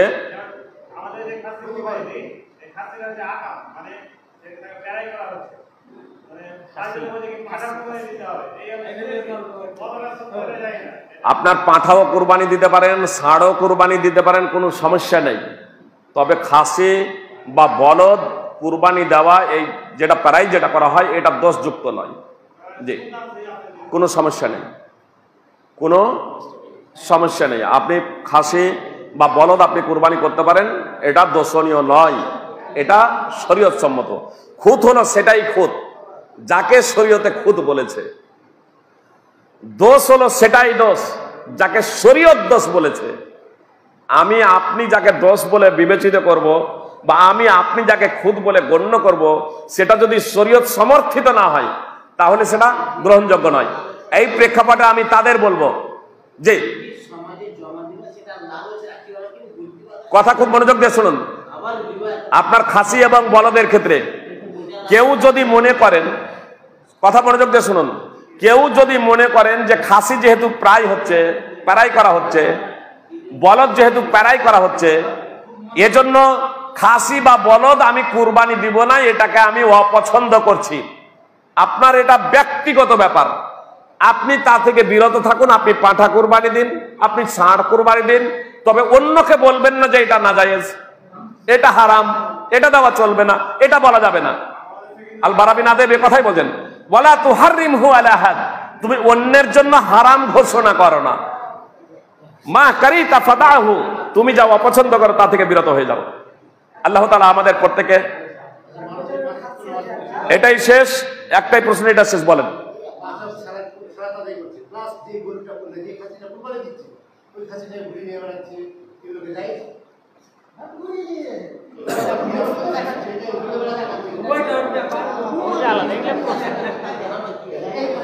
শুনুন, একটা কমন একটা বিষয় জেনে রাখুন, নিয়তের মালিক আল্লাহ। ইন্নামাল আমালু বিন্নিয়াত। আমরা বাহ্যিক বিষয়ের উপরে আমরা ফাইসালা করব, বুঝতে পেরেছেন? গোপনে দান করা অতীব উত্তম, কিন্তু কখনো কখনো বাহ্যিক দান করাটাও উত্তম হয়ে যায় অনেক। কখন জানেন? আল্লাহর দিনের জন্য, মনে করেন মসজিদ নির্মাণ হচ্ছে, খরচ করার জন্য বলা হচ্ছে, আপনি গোপনে এসে দান করেছেন, আলহামদুলিল্লাহ, কিন্তু দান করার জন্য বলা হচ্ছে কেউ দানই করছে না, মসজিদের কাজ আটকে আছে। তো মসজিদের কাজ যে আটকে আছে, বুঝতে পেরেছেন, মসজিদের কাজ আটকে আছে, সেই মুহূর্তে আপনার প্রকাশ্যভাবে উৎসাহ প্রদান করার লক্ষ্য উদ্দেশ্য এই নয় যে লোকে আমাকে দাতা বলুক, যে কোনো ভাই এসে বলেন আমি দিচ্ছি 1 লাখ টাকা, আর তার দেখা দেখি এবার সবাই দিতে শুরু করে দিল। তো যে প্রথমে 1 লাখ টাকা দিয়ে দিল, ও তো আর লাখ টাকার নেকি পাবে, পরে আর দেখা দেখি যারা দান করতে শুরু করে দিয়েছে ওদের দানের নেকিও এ পেতে থাকবে, ওরা যতটা পাবে তাদের নেকি থেকে কমানো হবে না। তাহলে এখানে প্রকাশ্য দানের, এজন্য আমরা নিয়তের উপরে, আমার যদি লক্ষ্য উদ্দেশ্য থাকে লোককে দেখানো, জি আল্লাহ তাআলা কবুল করবেন না। আমার যদি লক্ষ্য উদ্দেশ্য থাকে মানুষকে উৎসাহ প্রদান করা, জি আমি তাহাজ্জুদের নামাজ পড়ি বাড়িতে নির্জনে পড়বো, কিন্তু আমার লক্ষ্য উদ্দেশ্য যে আমি এইরকম মসজিদে আসছি, আমার দেখা দেখি যদি মসজিদের ইমামও যদি জাগে, আরো যদি লোকজন জাগে, কি ব্যাপার আপনাকে প্রত্যেকদিন আজানের আগেই দেখতে পাচ্ছি, কি ব্যাপার, আমি তাহাজ্জুদের এখানে এসে নামাজ পড়ছিলাম, লোকের সন্তুষ্টি না, উৎসাহ প্রদানের লক্ষ্য উদ্দেশ্য, আলহামদুলিল্লাহ, ভালো জিনিস, কোনো সমস্যা নেই। আল্লাহ তাআলা আমাদের প্রত্যেকে একমাত্র আল্লাহ তাআলার সন্তুষ্টির জন্য কুরবানি তথা যাবতীয় ইবাদত করার তৌফিক দান করেন, আমিন। আকুলু কাওলি হাযা আস্তাগফিরুল্লাহ লি ওয়া লাকুম মিনাল মুসলিমিন। আসসালামু আলাইকুম ওয়া রাহমাতুল্লাহি ওয়া বারাকাতুহু।